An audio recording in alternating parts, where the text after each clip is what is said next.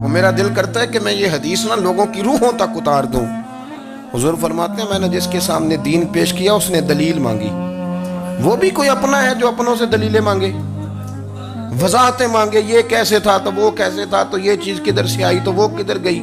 آپ اپنوں سے دلیلیں مانگ رہے ہیں، آپ اپنوں کو کٹہروں میں کھڑا کیا ہے۔ حضور یہ نہیں فرماتے کہ دلیل تھی کوئی نہیں، فرمایا جس نے مانگی میں نے دی دلیل، اور لوگ دلیل دیکھ کے مسلمان ہوئے۔ حضور فرماتے ہیں لوگوں سنو یہ میرا ابو بکر ہے، میں نے اسے کہا کلمہ پڑھ لے، اس نے دلیل ہی کوئی نہیں مانگی، فوراً ہی کلمہ پڑھ کے مسلمان۔ یہ اعزاز ہے۔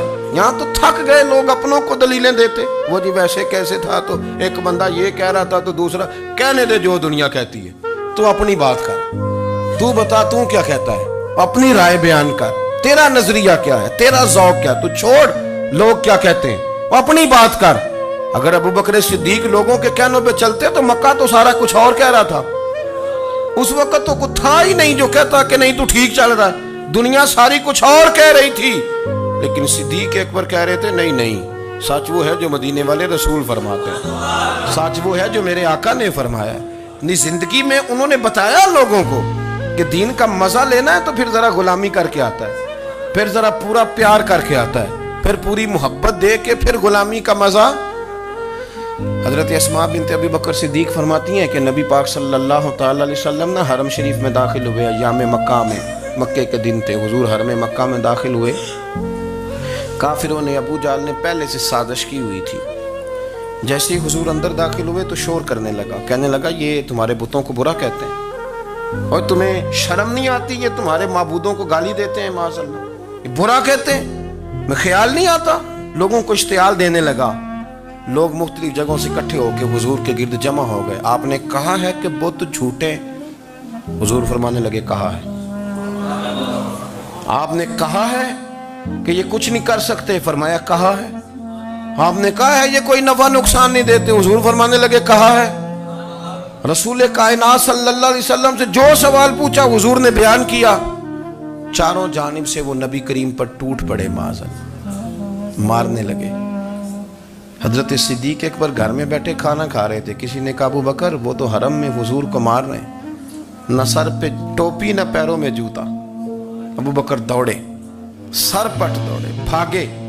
حضور زمین پہ لیٹے ہوئے تھے، وہ تکلیف دے رہے تھے۔ حضرت صدیق اکبر نے 2 کو پکڑ کے ادھر پھینکا، 4 کو ادھر پھینکا، 5 کو ادھر پھینکا، ایک جملہ بار بار زبان سے کہتے، ظالمو انہیں مارتے ہو جو تمہاری نجات کا سامان لے کے آئے، انہیں تکلیف دیتے ہو جو کہتے ہیں اللہ میرا رب ہے، انہیں مارتے ہو، شرم نہیں آتی۔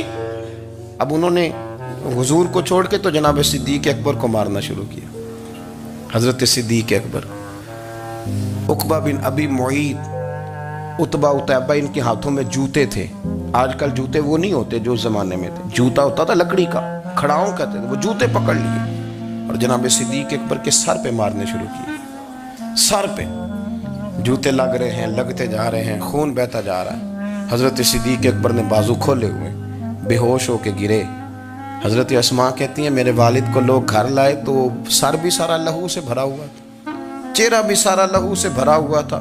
عشق تے اگ دوویں ایک برابر، عشق تے اگ دوویں، عشق تے اگ دوویں ایک برابر، پر عشق دا سیک ودھیرا، اگ تے ساڑے ککھ تے کانے، عشق ساڑے تن میرا، اگ دا دارو می تے پانی، کوئی دسے ہاں پلا عشق دا دارو کیڑا، سجنا اتھے کچھ نہیں بچتا جتھے عشق ہوراں دا ڈیرا۔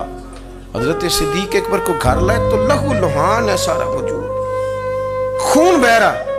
جناب اسماء کہتی ہے میں نے سر پہ ہاتھ رکھا، دیکھوں کہاں کہاں میرے والد کو، میں رو رہی ہوں، میں نے سر پہ ہاتھ رکھا تو کہتی ہیں بال بھی میرے ہاتھ میں آ گئے اور سر سے چمڑی بھی اتر کے میرے ہاتھ میں آ گئی، گوشت بھی سر سے اترنے لگا، سارا سر ان کا مار مار کے انہوں نے نازک بنا دیا، نرم کر دیا۔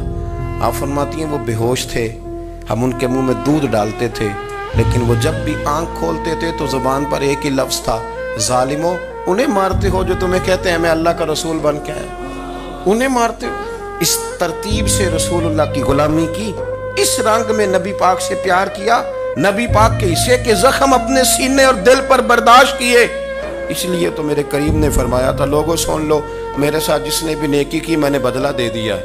میں نے ابو بکر کو نہیں دیا. میں ابو بکر کا ہاتھ پکڑ کے اللہ کی بارگاہ میں لے جاؤں گا. میں کہوں گا مالک اس نے بڑی نیکیاں کی ہیں تو ہی اسے اجر عطا فرما. میں لے کے جاؤں گا کہوں گا اے اللہ تو دے اسے اجر. اس نے بڑی نیکی کی, اس نے بڑا پیار کیا, اس نے میرے ساتھ بڑی محبت کی, اس نے بڑی غلامی